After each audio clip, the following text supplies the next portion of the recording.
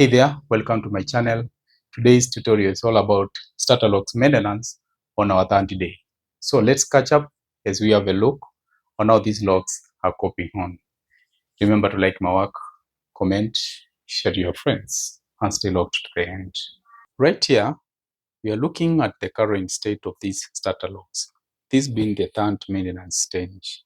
You can already notice the progress. The formation is coming through and the texture is slowly beginning to settle.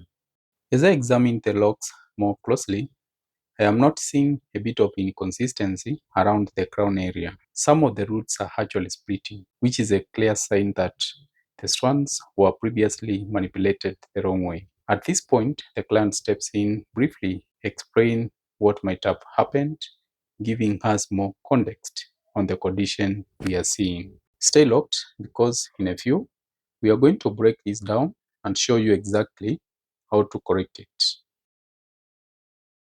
Now, aside from that, the overall progress looks very promising. You can already see the body coming through and the locks are starting to gain some weight. The structure is forming nicely and there is no excessive frizz at this stage, which tells us that the hair has been handled quite well in between the sessions. Everything is slowly settling in, giving a cleaner and more mature look. So overall, we are definitely on the right track. Before we get into the wash, I like to go in strand by strand, gently easing out the roots. This step is very important because it loosens up any compacted areas without putting stress on the hair. It also helps to break down surface buildup, making it much easier to clean during the wash. It's a simple step, but it makes a big difference in the overall maintenance process. As I approach the nape area, she quickly points something out. She mentions that she had also interfered with a few strands at the back, tried to manage them on her own, and just like the crown, this has led to some splitting and inconsistency in that section as well. It's a common situation, especially when the locks are still young, but don't worry, we will address it and bring everything back into alignment shortly. Now to correct this, I go in very carefully and begin separating the split at the root. Using my latch, I gently pull the strand through, reversing the interlocked pattern. You will notice the inconsistency was all moving in one direction, so I am carefully guiding it back the right way. This takes precision because every movement matters, and we want to avoid handing any tension. Strand by strand, I restore that clean single veins, bringing the lock back into proper alignment. Now moving to the crown, this is where issue is more pronounced. You can see the split forming a letter Y shape, meaning the root has been divided into two directions.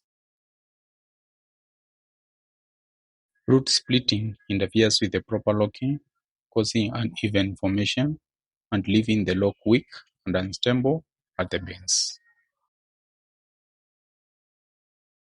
This usually happens from incorrect interlocking or repeated manipulation without a consistent pattern. As locks mature, this weakens the foundation, causing thinning at the root and uneven growth. You will also notice texture variation since each split strand begins developing independently instead of forming one uniform lock. If left uncorrected, it affects strength, fullness, and long-term structure. So the remedy here is simple but precise. We carefully reverse the wrong pattern and reunite the strand into a single solid base. Now we hand over to the sink to begin the cleansing process.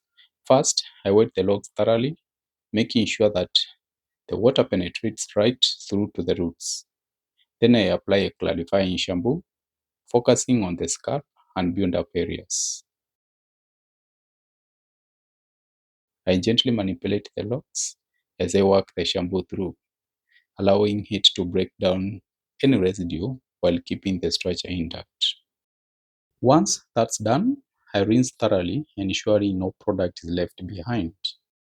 Finally, I rub the locks carefully to contain the moisture and allow controlled protective drip as they settle.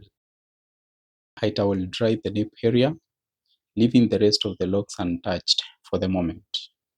We still want the locks to remain moist, but not dripping wet. Then I gather them up and secure everything into high top pony.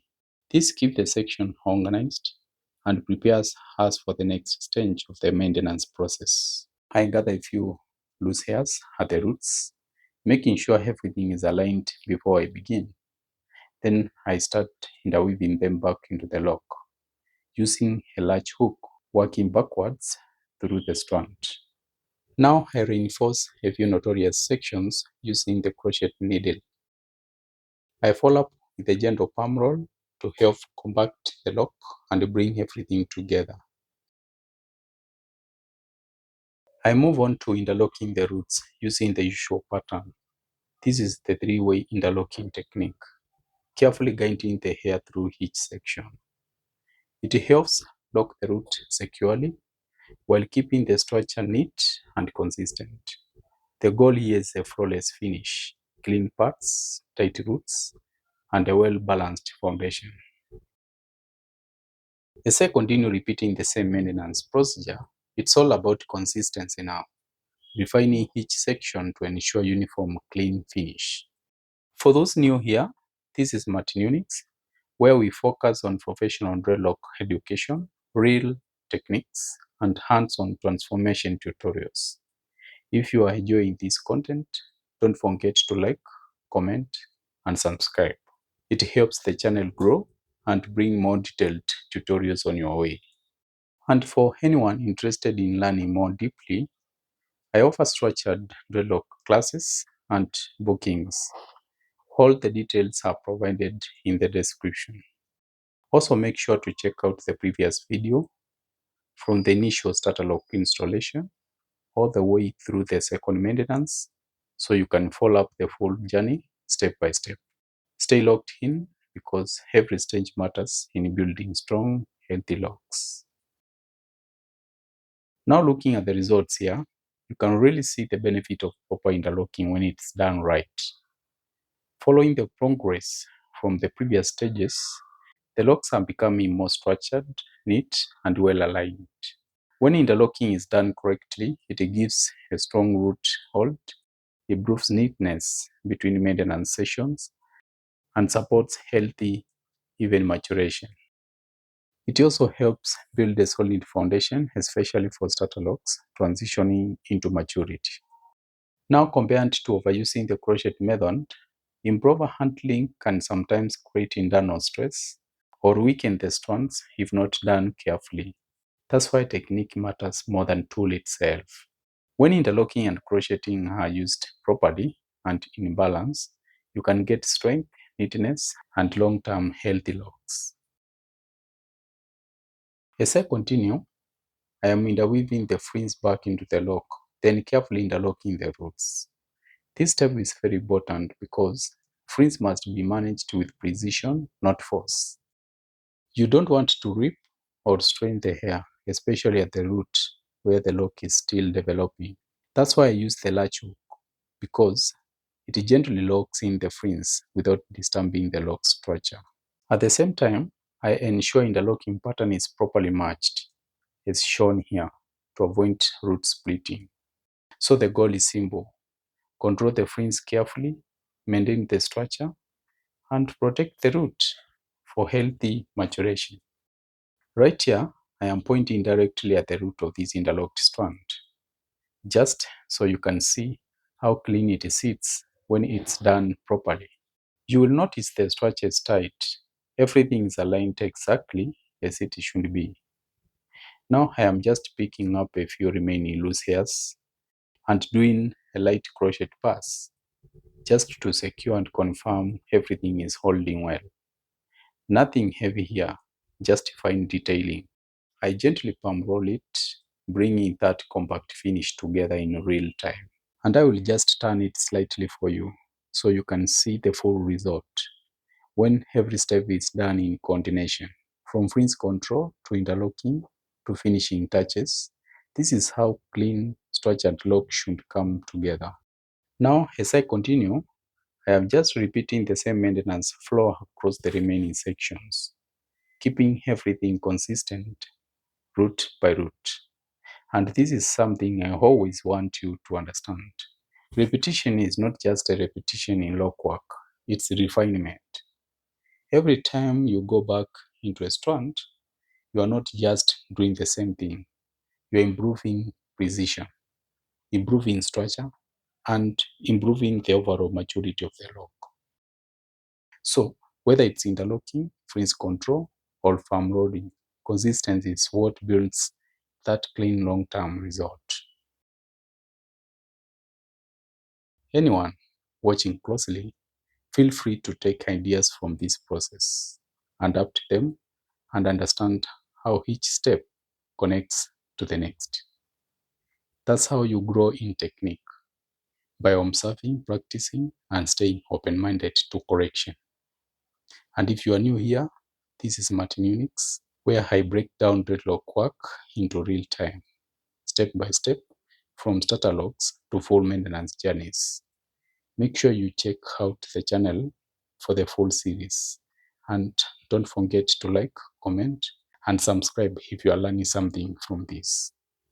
Now, as I step back and look at the strands so far, you can really see the fine matching and alignment coming through.